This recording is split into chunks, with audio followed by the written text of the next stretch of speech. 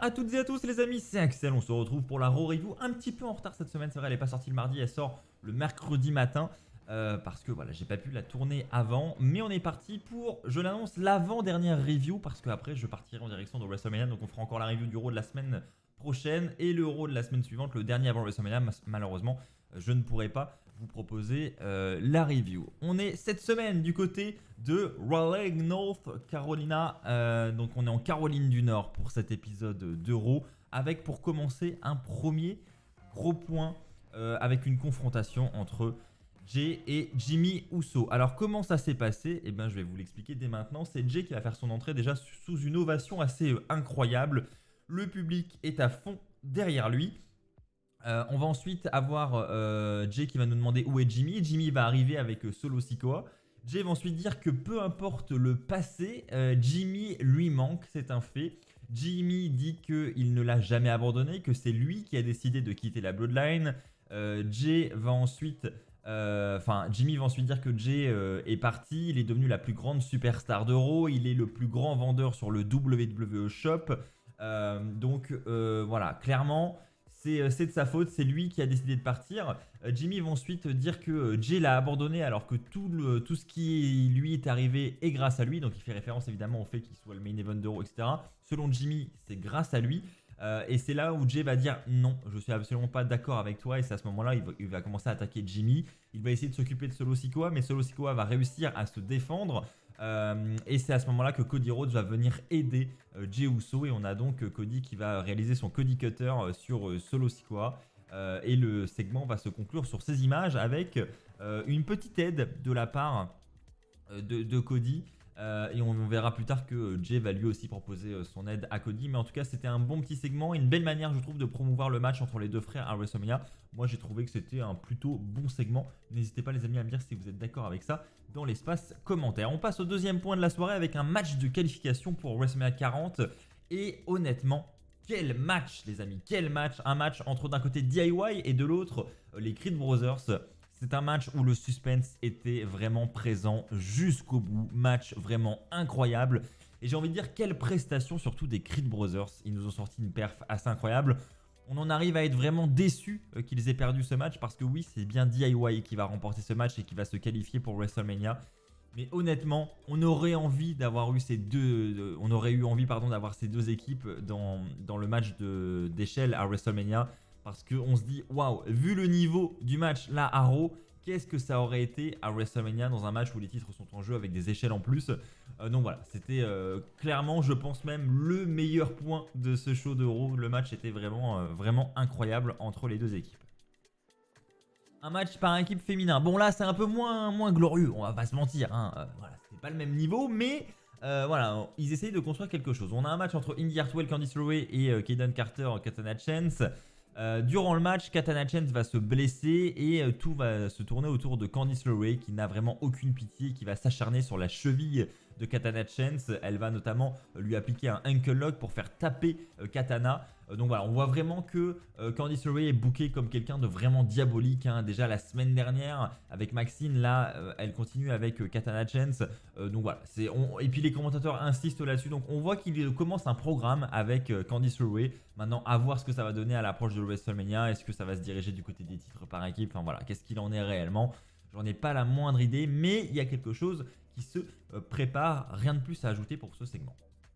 On enchaîne avec Cody Rhodes qui insulte verbalement The Rock, et vous allez voir qu'il n'y a pas été de main morte cette semaine à Raw. Il paraît d'ailleurs qu'il a eu carton libre. Donc ça, c'est une plutôt bonne chose. Donc Cody va arriver et il va justement, comme je vous l'ai dit, enchaîner les insultes sur The Rock. Il va premièrement dire que il ne croit pas que The Rock soit un bon heel, il est juste un trou du cul. Ensuite, il va nous dire que The Rock est un très mauvais vendeur et qu'il est une petite chienne qui ne fait que pleurer. Ensuite, il nous dira, est-ce que WrestleMania The Rock sera le Great One ou est-ce qu'il aura le syndrome du petit pénis? Donc voilà, je vous ai dit, il n'y allait pas de main morte et il n'y est pas allé de main morte. On a ensuite justement Paul Heyman qui va arriver, il va se présenter comme d'habitude. Et là, il va dire qu'il a un message à faire passer de la part du Tribal Chief Roman Reigns. Et le message, c'est que Cody, lorsqu'il viendra à SmackDown ce vendredi, eh bien, il n'y aura pas d'interférence de la part de la Bloodline. Seul Paul Heyman sera présent parce qu'il doit venir pour tenir les titres. Ça, il n'a pas le choix. C'est ce que va dire Paul Heyman. J'ai pas le choix. Je peux pas poser les titres quelque part. Non, non, il faut que je sois là pour tenir les titres. Donc moi, je serai là, mais les autres membres de la Bloodline ne seront pas là. Donc Cody Rhodes va accepter. Donc ils vont se serrer la main. Mais Paul Heyman va ensuite dire qu'il a oublié une autre clause de cette proposition. C'est que il faut que Cody vienne lui aussi seul face à Roman Reigns ce vendredi à SmackDown et Cody Rhodes va à son tour accepter. Donc on devrait avoir ce segment entre Cody et Roman Reigns à SmackDown en 1 contre 1 sans interférence autour. Maintenant à voir si eh bien, ils vont tenir leur parole, sachant que Cody Rhodes a eu une proposition de la part de Jey et une proposition de la part de Rollins en coulisses pour assurer ses arrières parce que voilà, ils vont lui dire écoute, tu sais, la Bloodline c'est pas fiable, etc. Nous on peut être là. Cody va dire non, j'insiste, je veux y aller seul. Donc Cody semble faire confiance à la Bloodline. Donc le segment se conclut là-dessus. Moi j'ai trouvé que voilà, c'était un segment sympa. Après voilà, c'était surtout le fait que Cody ait carte blanche et qu'il puisse dire vraiment ce qu'il pense de The Rock. Voilà le petit côté un petit peu dur verbalement là. Voilà, c'est ce que les fans ont aimé, j'imagine. En tout cas, c'est ce que moi j'ai apprécié dans ce segment. 5e point de la soirée, nous allons parler du match entre Ricochet et Dominic Mysterio. Donc ça va aller très vite hein. Durant ce point, on a à la fin du combat McDonagh qui va vouloir intervenir dans le match, mais Ricochet va en profiter pour le repousser avec un dropkick. C'est à ce moment-là que Dominic Mysterio va vouloir partir avec, pour un 619. Ricochet va l'esquiver et va enchaîner avec un recoil pour la victoire. Et juste après le match, on a McDonagh qui va vouloir attaquer Ricochet, mais Ricochet va le repousser et va s'échapper du ring. Et donc le match et le segment vont se conclure là-dessus. C'était sympa, voilà, rien de plus à ajouter, c'était sympa. Je suis pas sûr que ça aboutisse sur quelque chose de vraiment dingo, mais en tout cas, le match en lui-même et Ricochet dans le ring, c'est toujours sympa à voir. Une signature de contrat, et plus précisément une signature de contrat pour le titre intercontinental. Effectivement, la signature, c'était lors de cet épisode d'Euro. On a un angle avec Chad Gable qui va nous dire qu'il n'est pas capable de battre Gunther. Hein. Donc Chad Gable qui va dire ça à Sami Zayn en coulisses. Et ensuite, on arrive à la signature, donc les deux catcheurs sont sur le ring, et Gunther va dire exactement la même chose durant la signature. Il va dire à Sami, écoute, tu n'es pas capable de me battre. Sami va dire que personne ne croyait en lui, pourtant ça ne l'a pas empêché de remporter le main event de WrestleMania l'année dernière et de remporter les titres par équipe. Donc Sami Zayn suite à ça va signer le contrat. Gunther va dire que il va prendre la plus grande raclée de sa vie à WrestleMania et va à son tour signer le contrat. Donc voilà, grosse provocation de la part de Gunther. Et ensuite on aura un échange de regards. Gunther va regarder l'homme qui va le vaincre à WrestleMania. C'est ce que Sami Zayn va prononcer. Il va dire, là t'es en train de regarder le mec qui va te battre à WrestleMania. Je sais pas si t'es au courant. Donc voilà, bon, tout tourne autour du fait que personne ne croit en Sami Zayn. Chad Gable va réinsister en coulisses après parce que Sami va lui dire écoute, tu peux me dire pourquoi tu crois pas en moi à WrestleMania. Et voilà, donc tout tourne vraiment autour de ça. Moi je suis pas un grand fan hein, du fait que ce soit Sami Zayn, j'en ai parlé avec vous la semaine dernière, que ce soit Sami Zayn qui aille affronter Gunther à WrestleMania. Je trouve ça, voilà, je trouve que c'est pas une très grosse tête d'affiche. Et au vu du règne historique de Gunther, j'aurais aimé un adversaire un petit peu plus crédible avec un plus gros gabarit, enfin quelque chose qui soit vraiment plus crédible quoi. On enchaîne avec le 7e point de la soirée avec un nouveau match de qualification pour WrestleMania 40. Awesome Truth affronte Indus Sher. Dans un match... Voilà, on est dans du comedy wrestling, clairement, on est dans un match de R-Truth, quoi. J'ai envie de dire, on va plutôt qualifier ça comme ça. Le match va d'ailleurs se terminer avec Sangha qui va porter un coup de coude sur R-Truth. R-Truth qui va tomber sur Veer qui était allongé au sol. Et il va donc réaliser le compte de 3 à ses dépens. Donc R-Truth va remporter le match sans faire exprès. Et donc The Miz et R-Truth se qualifient pour WrestleMania sans faire exprès. Donc voilà, évidemment à la fin du match, R-Truth et The Miz, comme on peut le voir sur ces images, sont très contents. Mais voilà, donc honnêtement sur ce match, j'ai rien de plus à ajouter si ce n'est qu'ils sont qualifiés pour WrestleMania. Ça peut amener un petit peu de fun et un petit peu de comédie à WrestleMania. Mais voilà, rien de plus à dire. On enchaîne avec la confrontation entre Drew McIntyre et Seth Rollins. Donc là, moi, c'est un segment qui m'a un petit peu déçu. J'avoue que j'ai l'impression que ça tourne vraiment beaucoup en rond. On a Drew qui va arriver et Seth qui va arriver juste après. Seth Rollins, pardon, qui va arriver juste après. Rollins va dire que Drew a raison sur une chose, c'est que Seth Rollins est drogué au spotlight. Seth Rollins l'avoue, voilà, il dit écoute, je suis drogué au spotlight, c'est vrai, j'aime bien quand la lumière est sur moi et voilà, ça me plaît. Et il insiste en disant qu'à WrestleMania, il aura encore une fois le spotlight sur lui lorsqu'il va battre The Rock et Roman Reigns en nuit 1, puis Drew McIntyre en nuit 2. Donc voilà, c'est tout tourne autour de ça. Et petit segment de CM Punk aussi. Petite promo de CM Punk. On nous annonce sa présence la semaine prochaine à Chicago. Et on ne sait pas pourquoi. Voilà. Est-ce qu'il va jouer un rôle?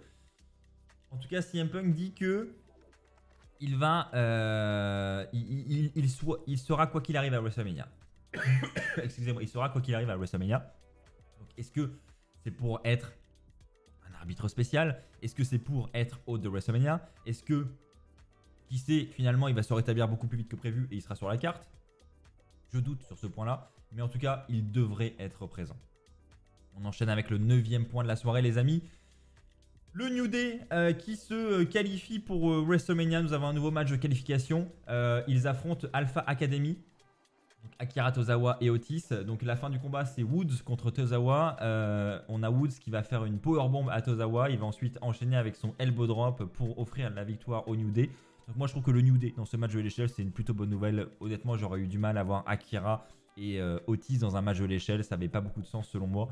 Donc voilà, je trouve que c'est une plutôt bonne chose de les voir remporter ce match. Pareil, rien de plus à ajouter sur le déroulé du match. Voilà, rien de foufou. Je vous propose d'enchaîner avec le main event, j'ai du mal aujourd'hui, avec le main event de la soirée, à savoir ce Last Woman Standing Match entre Becky Lynch et Nia Jax. On a un très beau match où pour le coup la stipulation est très bien utilisée, j'ai trouvé. Voilà, il y avait beaucoup de spots bien sympas, dont l'un de ces derniers spots, le Manhandle Slam de la part de Becky Lynch, du haut du tablier du ring à travers une table qui elle était posée à l'extérieur. L'arbitre va ensuite réaliser le compte, mais Nia Jax va se relever au compte de 8. Becky va donc ensuite monter en haut de l'échelle et va faire un leg drop à travers la table des commentateurs, ce qui va permettre à Becky Lynch de remporter ce match. Et juste après ce combat, on a la musique de Rhea Ripley qui va retentir.